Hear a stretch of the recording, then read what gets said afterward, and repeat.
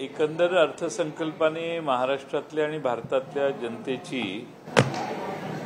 प्रचंड निराशा झालेली आहे। या अर्थसंकल्पात 4 पिलर आज पहिल्यांदाच मागच्या 10 वर्षाच्या कालखंडात अधोरेखित करण्यात आले। गरीब, महिला, युवक आणि अन्नदाता हे 4 पिलर विसरून गेले काही वर्ष काम चालू होतं। पहिल्यांदाच देशाच्या अर्थसंकल्पात, त्याही इंटरिम अर्थसंकल्पात यांचा उल्लेख करण्यात आला। या सगळ्यांना मदत करायची असेल तर महागाई कमी केली पाहिजे, बेरोजगारी कमी केली पाहिजे, पण त्या सर्वांचा उपाय या अर्थसंकल्पात सुचवण्यात आलेला नाही। 25 कोटी लोकांना दारिद्र्यातून बाहेर काढलं असं सांगितलं जातं, पण त्याचबरोबर 80 कोटी लोकांना मोफत रेशनचं धान्य देण्याची घोषणा केली जाते। त्याचबरोबर आजही जगात सर्वात जास्त गरिबी ही आपल्या देशात आहे, हे नाकारता येणार नाही। आणि त्यामुळं आपल्या गरिबीच्या याच्यात हंगर इंडेक्स जे आपल्याला सहज कंपॅरिझन दारिद्र्याची करता येते, त्या हंगर इंडेक्समध्ये आपला देश आता 125 देशांमध्ये 111व्या स्थानावर गेलाय। म्हणजे मागच्या वर्षीपेक्षा तुलनेने 4 घरं खाली गेलोय आपण। त्यामुळं ही अधोगती झालेली आहे असा त्याचा अर्थ होतो। त्याचबरोबर 2022 पर्यंत सर्वांना घरं देण्याची घोषणा झालेली होती, पण आज अर्थसंकल्पात 2047 पर्यंत आम्ही घरं देऊ असं सांगण्याचं काम हे या अर्थसंकल्पात आज करण्यात आलं।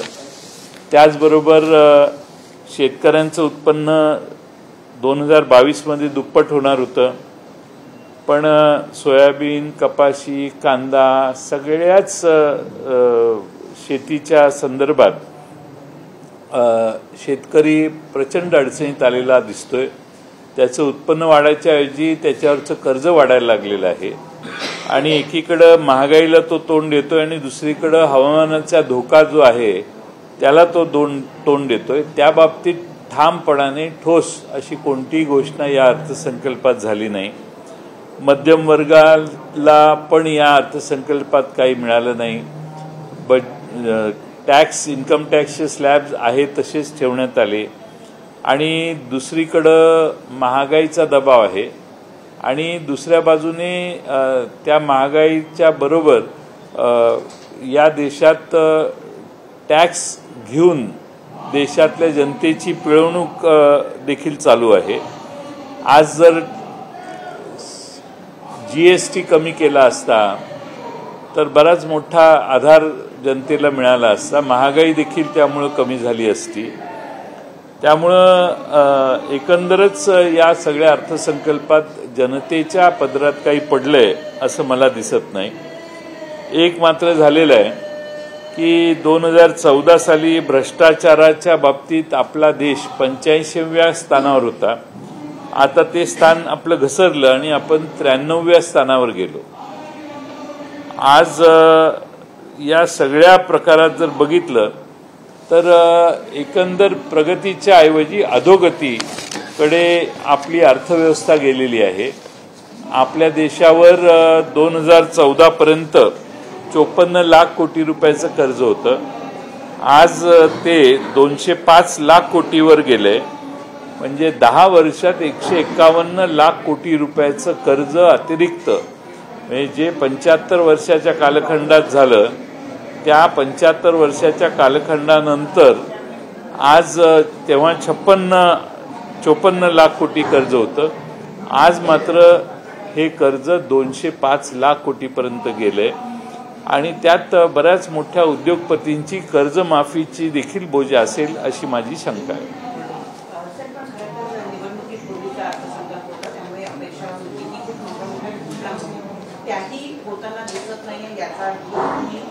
आपली जी अर्थव्यवस्था आहे ती पर्यंत खाली गेलेली आहे,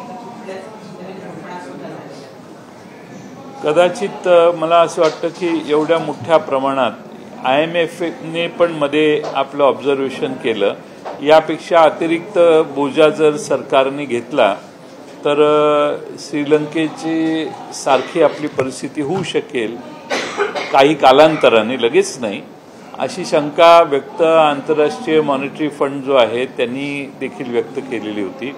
त्यामुळे आपल्या भारतात एकंदरच आर्थिक परिस्थिती, प्रगती या दृष्टीनं, गुंतवणूक या दृष्टीनं एवढं जर कर्ज आपण काढलं असेल तर त्या वेगानं झपाट्यानं गुंतवणूक वाढली पाहिजे आणि त्यात कितीतरी पट वाढ जर झाली तर आपण हे घेतलेलं कर्ज उत्पन्न वाढवून परत फेडू शकतो. हे साधा नियम आहे, पण तसं दिसत नाही. पण कर्ज मात्र जवळपास प्रत्येक माणसी आता 1.5 लाख रुपये प्रति माणसी कर्ज चढलेलं आहे. काय हरकत नाही, पण आर्थिक परिस्थिती देशाची फारशी नव्या म्हणजे येणाऱ्या ह्याच्यात अर्थसंकल्पामध्ये आज मांडलेल्या येणाऱ्या लोकसभेच्या निवडणुकांमध्ये लोकांच्यासाठी काय या प्रश्नाला उत्तर हा अर्थसंकल्प देऊ शकला नाही. कदाचित आर्थिक परिस्थितीच्या मर्यादा सरकारच्या समोर असतील असे मला वाटतं. अंतिम तोडगा कधी निघेल असं म्हणतात आणि मुळात प्रकाश आंबेडकर आपल्याबरोबर येत आहेत नाही त्याची खूप चर्चा सुरू आहे. नाही, उद्याच आम्ही त्यांच्याशी बोलून उद्या 11:30 वाजता त्यांच्याबरोबर बैठक होणार आहे. माझं स्वतःचं बोलणं झालेलं आहे, संजय राऊत यांचं देखील बोलणं झालेलं आहे आणि ते उद्या आमच्या बैठकीत येतील असं आमची चर्चा झालेली आहे. आणि एकंदरच महाविकास आघाडीचे जागा वाटप लवकर व्हावं असा आमचा प्रयत्न आहे.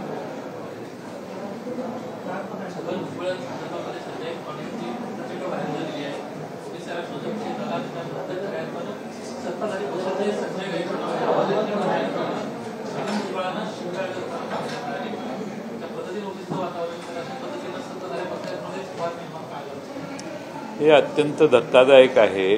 सत्तारूढ पक्षामध्ये एकमत नाही, मंत्रिमंडळात एकमत नाही आणि छगन भुजबळ यांच्यासारख्या एका ज्येष्ठ नेत्याबद्दल असे अपशब्द उच्चारणं हे राजकीय नैतिकता, राजकीय म्हणजे कोणतेही त्याला म्हणजे साधनसुचिता सगळी सोडून राज्यातल्या एका प्रमुख नेत्याबद्दल अशी वक्तव्य होणं हे मला वाटतं राज्याची राजकीय परिस्थिती कोणत्या थराला गेलेली आहे याचं सूचक आहे. खरं म्हणजे प्रत्येकाला प्रत्येकाची मतं मांडण्याचा अधिकार असतो. मंत्रिमंडळाने, माझी पहिल्यापासून हीच मागणी होती की मंत्रिमंडळाने एकमत करून आपली भूमिका ठेवावी.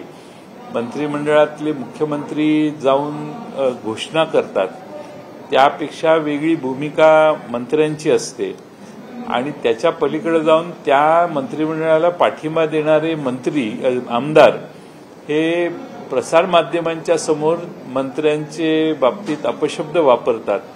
मला वाटतं की हे अत्यंत निषेधार्ह आहे.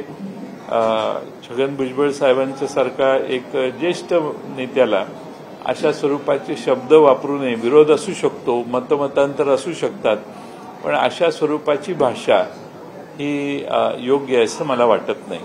सरकार एकच अपयशी ठरताना दिसत आहे का हा जो आरक्षणाचा मुद्दा आहे, म्हणजे एकाला दिलं तर दुसरा गट किंवा दुसरा वर्ग इतक्या मोठ्या प्रमाणावर दुखवला जातो की तोही रस्त्यावर उतरण्याचा त्यांनी पण जाहीर केलं आहे. ही संपूर्ण प्रकरणं हाताळण्यामध्ये सरकार अपयशी ठरले असं वाटतं. मला अशी शंका आहे की मंत्रिमंडळातल्या काही मंत्र्यांनी वेगळ्या समाजाला कसं सांभाळायचं याचा आराखडा तयार केलेला दिसतोय. काहींनी एक बाजू लावून धरायची, काहींनी दुसरी बाजू लावून धरायची आणि दोन्ही बाजूला सगळ्यांनी असायचं. शेवटी आता 16 फेब्रुवारीला जी अधिसूचना काढलेली आहे त्याचं रूपांतर त्यानंतर लगेच काही दिवसात GR मध्ये होईल. त्यानंतर त्यावर बोलणं योग्य आहे. त्या बाबतीत आक्षेप आणि कोणाचे ऑब्जेक्शन्स असतील तर ते मागवण्यात आलेले आहेत.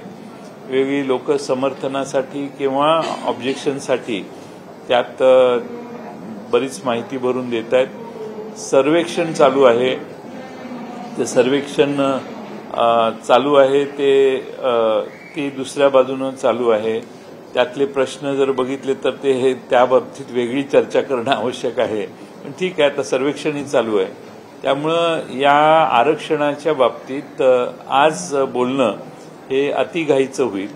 योग्य वेळी त्याच्यावर भूमिका निश्चितपणाने व्यक्त करता येईल. पण अजून घटना घडलेली नाही. आरक्षण देतो म्हणणाऱ्यांनी अजून आरक्षण दिलेलं नाही. अधिसूचना जाहीर करून सगळ्या राज्यातल्या लोकांचे आक्षेप मागवलेले आहेत. त्या आक्षेपाचा विचार करून त्या अधिसूचनेच्या बाबतीत निर्णय घेतला जाईल. दरम्यानच्या काळात म्हणजे ऍक्शन अजून झालेली नाही. त्या सगळ्या घोषणाच आहेत. ऍक्शन झाल्यानंतर दोन्ही बाजू त्यांची मतं तयार करतील असं मला वाटतं.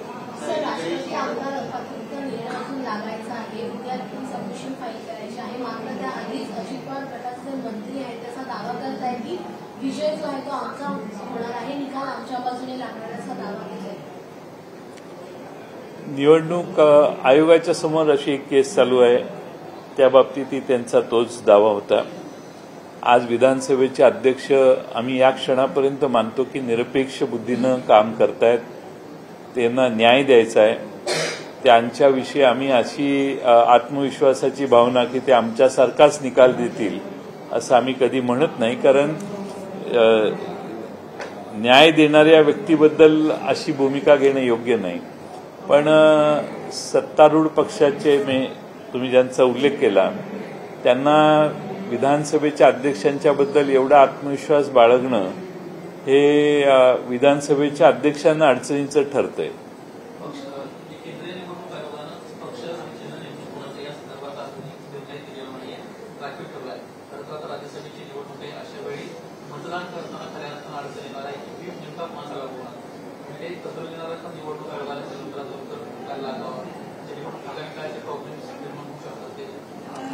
मला अपेक्षा आहे की लवकरच निर्णय होईल आणि निवडणुकीचा वेळ अजून आहे थोडासा त्याला.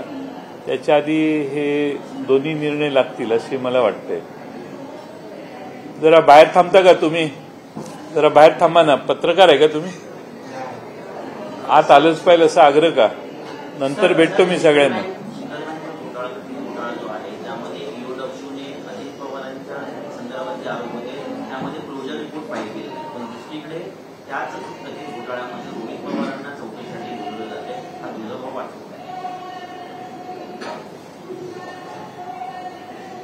क्लोजर रिपोर्ट कशाचा आहे हे बघायला पाहिजे. मी पाहिलेलं नाही एक्झॅक्टली काय क्लोज केलेलं आहे. मी अजित पवार आणि इतर या सगळ्यांच्या बाबतीत क्लोजर रिपोर्ट सबमिट केला आहे. त्या व्यक्ती म्हणून ओनली फॉर अजित पवार केलं आहे हे मी पाहिलेलं नाही. ते पाहिल्यानंतर मी त्याच्यावर भाष्य करेन.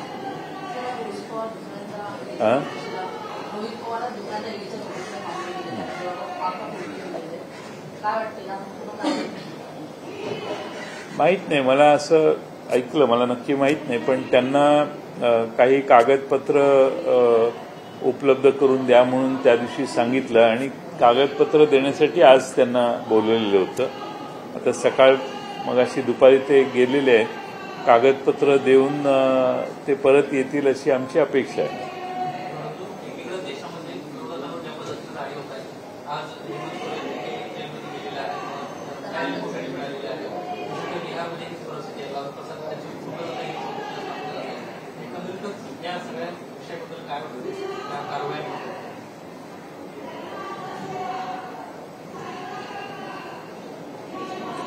केस टू केस वेगळ्या गोष्टी प्रत्येक केसमध्ये असू शकतात. त्यामुळं आज तसं ऑफ हँड त्यांच्याबद्दल त्यांच्यावरच्या कार्यवाहीबद्दल आज सांगणं उचित आहे असं मला वाटत नाही.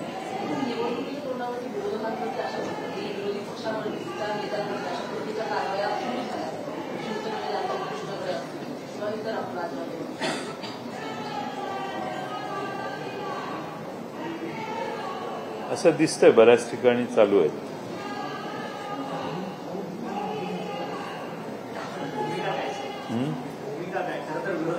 तुम्हीच भूमिका मांडायची.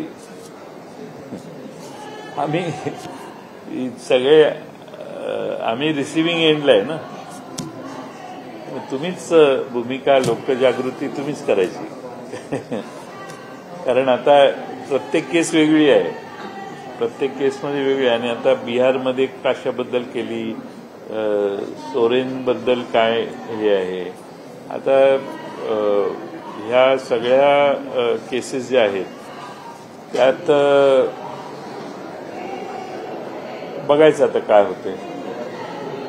न्याय व्यवस्थेवर विश्वास ठेवून काम करायचं.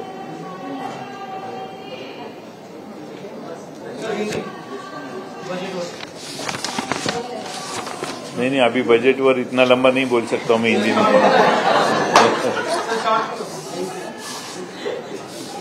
इतना वेळ हिंदी बोलायचं म्हणजे अवघड आहे. बजट में जो इंटरिम बजट पेश किया, वोट ऑन अकाउंट पेश किया गया आज, उसमें भारत और महाराष्ट्र की खासतौर पे जनता के लिए कुछ भी नया नहीं है. इसमें गरीब, महिला, युवक और अन्नदाता के लिए ये चारों सबसे बड़े पिलर्स है इंडियन डेमोक्रेसी के, ऐसे कहा गया. ये 10 साल के बाद समझ में आया और इनके लिए इस बजट में कुछ नया नहीं है. इसलिए मुझे लगता है कि पूरे देश के लिए ये निराशाजनक बजट है.